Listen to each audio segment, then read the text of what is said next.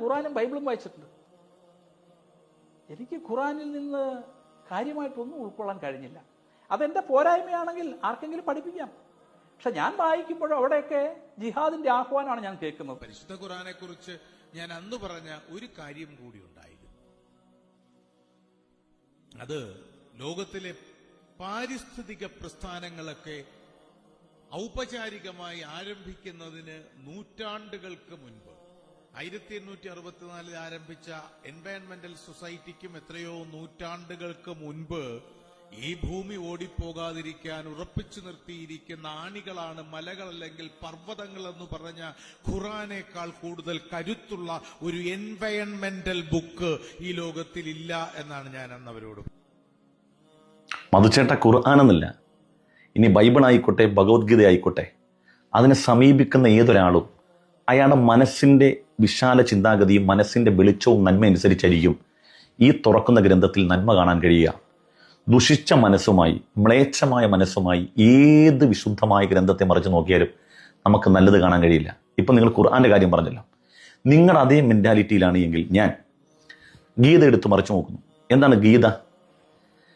കുരുക്ഷേത്ര യുദ്ധത്തിൽ അർജുന് ശ്രീകൃഷ്ണൻ കൊടുത്ത തത്വോപദേശങ്ങളാണല്ലോ. പാണ്ഡവ കൗരവ യുദ്ധം, ആ യുദ്ധരണാങ്കണ ഭൂമിയിലേക്ക് പാണ്ഡവപക്ഷത്തെ പ്രതിനിധീകരിച്ചുകൊണ്ട് അർജുനൻ വരുന്നു, കൗരപക്ഷത്തെ പ്രതിനിധീകരിച്ചുകൊണ്ട് ദുര്യോധനൻ വരുന്നു. കുരുക്ഷേത്ര ഭൂമിയിലേക്ക് നോക്കുമ്പം അർജുനൻ കാണുന്ന ആരെയൊക്കെയാണ്?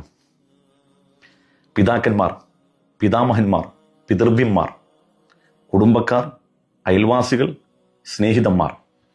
ഒരു നിമിഷം ഒന്ന് വിറച്ചുപോയി, തൊണ്ട ഇടറിപ്പോയി, കയ്യിലിരുന്ന അസ്ത്രം മെല്ലെ നിലത്തേക്ക് വീണു. അർജുന്റെ നിൽപ്പ് കണ്ട ശ്രീകൃഷ്ണൻ അദ്ദേഹത്തെ ഊർജ്ജസ്വലനാക്കാൻ വേണ്ടി കൊടുത്തൊരു ഉപദേശം എന്താണ്? ഹതോവാ പാപ്സിസേ സ്വർഗ ജിതോവാ ബോഷിസേ മഹിം തസ്മാദുഷ്ടിത കൗന്ദേയ യുദ്ധായ കൃതനിശ്ചയാ.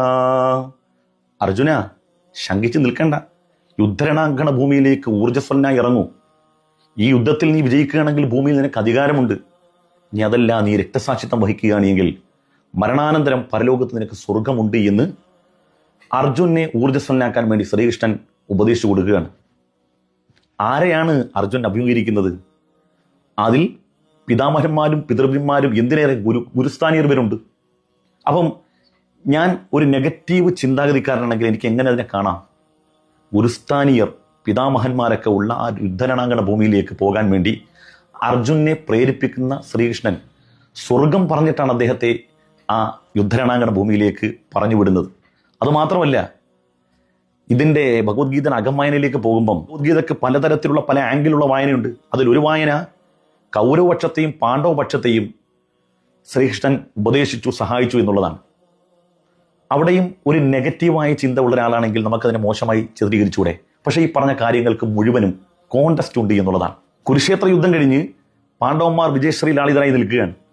അപ്പോഴതാ യുദ്ധരണാങ്കണ ഭൂമിയിലേക്ക് കടന്നു വരുന്നു കുരുവംശജരുടെ മാതാവായ ഗാന്ധാരി. തൻ്റെ പ്രിയപ്പെട്ട മക്കൾ, തൻ്റെ വേണ്ടപ്പെട്ടവർ, തൻ്റെ കുടുംബക്കാരെല്ലാം മരണപ്പെട്ട് കിടക്കുന്ന വേളയിൽ ദുഃഖാർദ്ധരയായി ശ്രീകൃഷ്ണനോട് പറഞ്ഞു, ഇന്നേക്ക് 36 കൊല്ലം ഇതിനേക്കാൾ വലിയ പ്രയാസം നീ അനുഭവിക്കേണ്ടി വരും, നീ സ്ഥാനഭ്രഷ്ടനാകും, നിന്റെ കുലവും മുടിഞ്ഞു പോകും എന്ന് ശാപപ്രാർത്ഥന നടക്കുകയാണ്. ആ 36ാമത്തെ കൊല്ലം, കുരുക്ഷേത്ര യുദ്ധം കഴിഞ്ഞ് 36ാമത്തെ കൊല്ലം ശ്രീകൃഷ്ണന്റെ ഭരണസിരാകേന്ദ്രമാകുന്ന ദ്വാരകയിൽ അദ്ദേഹം മദ്യം നിരോധിച്ചിരുന്നു. പക്ഷേ യദുക്കളും കൃഷ്ണന്മാരും ദ്വാരകയിൽ യഥേഷ്ടം മദ്യം സേവിച്ചിരുന്നു. ഒരിക്കൽ ശ്രീകൃഷ്ണൻ തീർത്ഥാടന യാത്ര കഴിഞ്ഞ് തിരിച്ചു വരുമ്പോൾ മദ്യം സേവിച്ച കാരണം കൊണ്ട് തന്നെ സ്വയം നില മറന്നുകൊണ്ട് അവിടെ ഒരു ആഭ്യന്തര കലാപം യദുക്കളും കൃഷ്ണന്മാരും തമ്മിൽ പുറപ്പെട്ടിരുന്നു. പക്ഷേ അത് തടയാൻ അദ്ദേഹത്തിനെ കൊണ്ട് കഴിഞ്ഞില്ല എന്ന് മാത്രമല്ല, അതിൽ വേദനിച്ച അദ്ദേഹം ഇനി മുന്നോട്ട് പോകാൻ കഴിയത്തില്ല എന്ന് വന്നപ്പോൾ ദ്വാരകയിലേക്ക് അർജുനെ വിളിച്ചു വരുത്തി. തൻ്റെ കൊട്ടാരത്തിലുണ്ടായിരുന്ന സ്ത്രീകളെ വിളിച്ചു വരുത്തിയിട്ട് പറഞ്ഞു, ഞാൻ ഇഹലോകവാസം വെടിയുകയാണ്, ഞാൻ ഈ ഭൂമുഖത്ത് പോവുകയാണ്. അങ്ങനെ അദ്ദേഹം വനത്തിലേക്ക് പോയി ധ്യാനനിരതനായിരിക്കുന്നു. ഒരു വേടന്റെ അമ്പ് അബദ്ധത്തിൽ അദ്ദേഹത്തിന്റെ കാലി തറക്കുന്നു. അങ്ങനെയാണ് അദ്ദേഹം ഇഹലോകവാസം വെടിയുന്നത്. ഇവിടെ എന്തെല്ലാം നെഗറ്റീവായ രൂപത്തിൽ വിശദീകരിക്കാൻ കഴിയും.